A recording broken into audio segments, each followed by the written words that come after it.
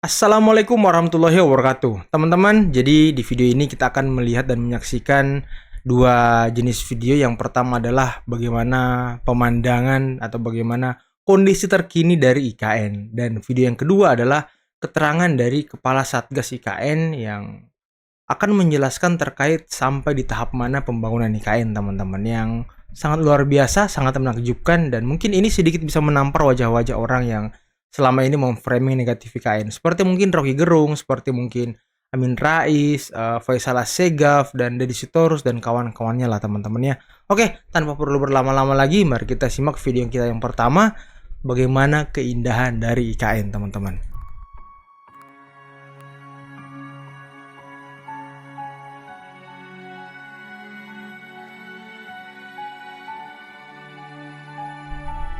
Megah sekali ya.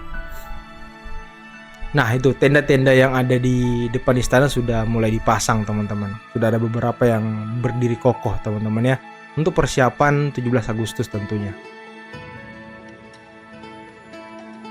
Nah, ini tampak depan bagaimana gagahnya istana negara yang ada di IKN, teman-teman. Wah, luar biasa ya.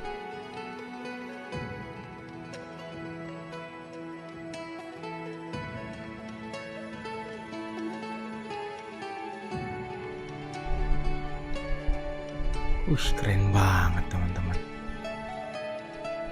Inilah ibu kota yang akan kita banggakan nanti, teman-teman ya.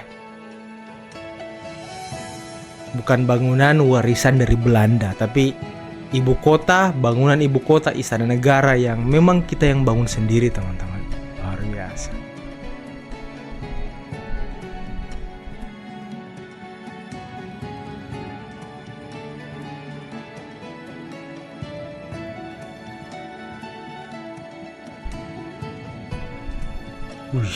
Keren.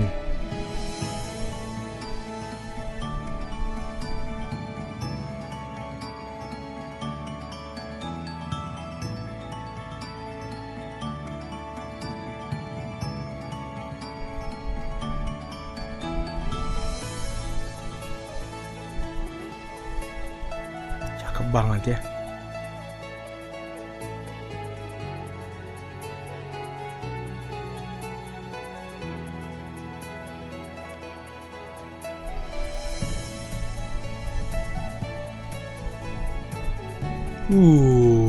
Garudanya. Keren banget.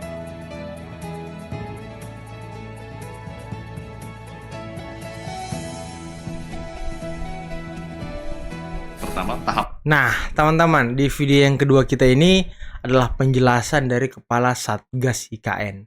Seperti apa pembangunan IKN, tahapannya seperti apa, dan sudah sampai di mana pembangunannya, teman-teman ya. Oke, mari kita simak bersama-sama dan sebarkan video ini agar Rocky Gerung, Amin Rais, dan kawan-kawannya semakin sadar bahwa IKN semakin megah, teman-teman ya.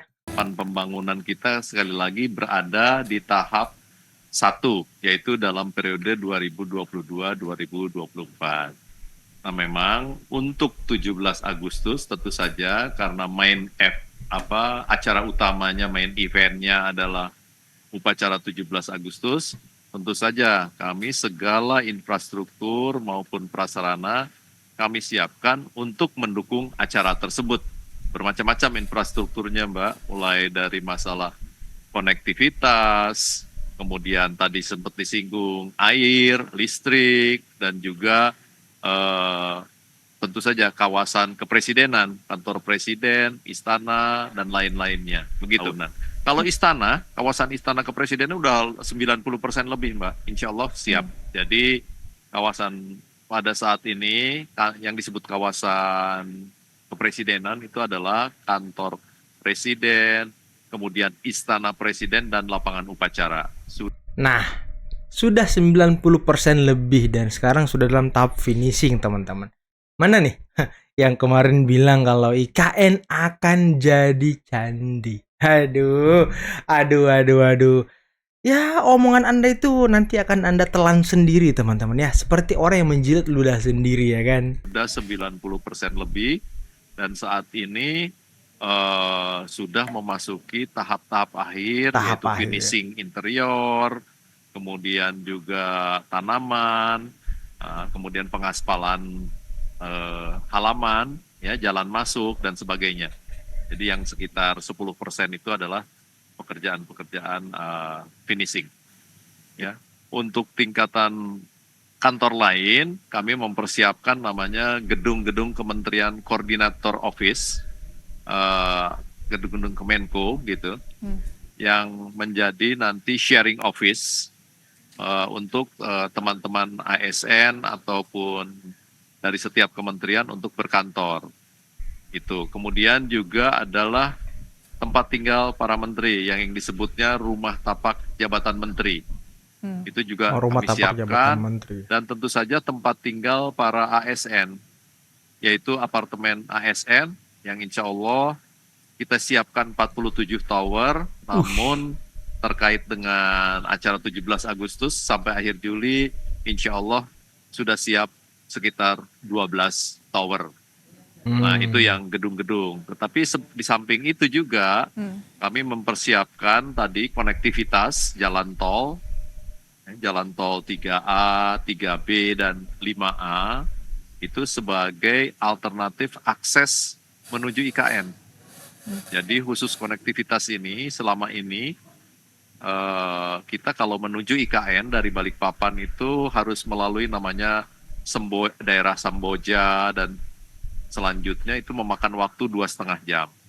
Tapi insya Allah dengan memfungsionalkan jalan tol yang saat ini sedang dibangun sebagai alternatif nanti untuk menuju IKN, itu akan menghemat waktu tempuh menjadi 1,5 jam. Jadi ada penghematan kurang lebih 1 jam. Ini akan mempermudah masyarakat menuju IKN. Nah, tentu saja di samping itu juga adalah yang tadi utilitas air minum, listrik, telekomunikasi, gas juga kita sudah persiapkan. Itu, Mbak. Nah, yang tadi Pak Dhani sampaikan bahwa air, kemudian instalasi air dan listrik, kemudian apalagi yang sudah dipersiapkan begitu, Pak. Kabarnya air kemudian listrik ini menggunakan teknologi yang ramah lingkungan, begitu. Boleh dijelaskan, Pak, seperti apa? Ya, memang kalau air itu kita akan berusaha bahwa itu adalah kualitasnya air minum, gitu. Nah, ya. Kemudian, nah, berarti benar teman-teman. Jadi air keran yang ada di kawasan Istana Kepresidenan itu air keran yang bisa langsung diminum, bisa langsung mengisi botol dan bisa kita minum teman-teman. Dan ini inovasi yang sangat luar biasa ya. Ini pertama kali kayak di Indonesia teman-teman. Listrik kita dan memang sedang dibangun karena kita ini ya memperhatikan masalah energi baru terbarukan. Untuk masa depan kita sudah PLN menyiapkan 50 megawatt yang bersumber dari tenaga surya. Tenaga surya. Itu teknologinya. Jadi betul-betul ramah lingkungan ya, bukan bersumber dari fosil. Demikian. Berarti memang sudah dipersiapkan untuk teknologi tersebut. Kemudian Pak, kalau menggunakan teknologi seperti itu, kira-kira apakah akan rampung dengan cepat? Kemudian apakah kemudian bisa langsung digunakan ketika upacara dilaksanakan di sana? Ya, insya Allah pada saat sebelum upacara 17 Agustus, kita sudah tampung itu air, dan juga listrik, dan juga tadi tambahan ya fiber optik, kemudian juga gas, dan lain-lain itu sudah siap untuk mendukung kegiatan 17 Agustus. Nah, sebenarnya video ini tuh harus dilihat dan didengarkan oleh Rocky Gerung, oleh Amin Rais, oleh Faisal Assegaf, Deddy Sitorus. Ya biar framing negatif mereka itu sedikit berkurang teman-teman. Mereka makin sadar, oh iya ya IKN sudah bagus ya. Itu maksudnya teman-teman. Jadi biarkan mereka melihat sendiri fakta-fakta terkait IKN. Jangan mereka nggak pernah ke IKN tapi berandai-andai, berangan-angan, berasumsi seperti junjungan mereka di Pilpres kemarin, selalu berasumsi ya kan. Sampai mereka pun ikut berasumsi teman-teman. Nah ini yang kita tidak inginkan ya. Jadi jangan berasumsi sebelum Anda melihat fakta yang sebenarnya di lapangan. Gitu. Berarti secara kesiapan ini sudah hampir rampung Pak. Kemudian kira-kira siapa saja nih yang akan hadir ke upacara nanti? Apakah masyarakat juga Waduh, saya juga pengen sih. diperbolehkan untuk melaksanakan upacara di sana? Ya, betul. Jadi kalau kami dari PUPR tugasnya adalah mempersiapkan infrastruktur dalam rangka mendukung upacara tersebut. Namun kalau pengaturan mengenai upacara, siapa yang diundang, jumlah yang diundang dan sebagainya itu memang diatur oleh Sekretariat Presiden dan Sekretariat Oh, Negara. langsung. Tapi saya kira insya Allah masyarakat juga akan ada yang diundang untuk menghadiri 17 Agustus tersebut. Pengen juga gitu ke IKN Kalaupun jalan-jalan nanti ya kan. apa namanya pejabat kemudian masyarakat yang ikut ke sana, bagaimana dengan transportasi di IKN Pak? Apakah memadahi begitu? Ya, Bang. Jadi nanti kebanyakan kan akan datang kalau tamu dari luar itu dari Bandara Spingat, Balikpapan, Oh, ataupun Spinggan. mungkin juga nanti dari arah Samarinda. Tadi yang saya sebutkan, konektivitas menuju ke sana dan juga pengaturan lalu lintas di IKN sedang dikoordinasikan bersama-sama dengan pihak kepolisian, pihak pemerintah daerah dan sebagainya agar betul-betul dapat melayani kegiatan ataupun semua peserta untuk acara 17 Agustus tersebut. Kalaupun dengan bandaranya seperti apa Pak bandara di IKN? Apakah sudah bisa digunakan untuk kedatangan para tamu undangan gitu Pak? Kalaupun nanti bisa betul. berapa kapasitasnya Pak?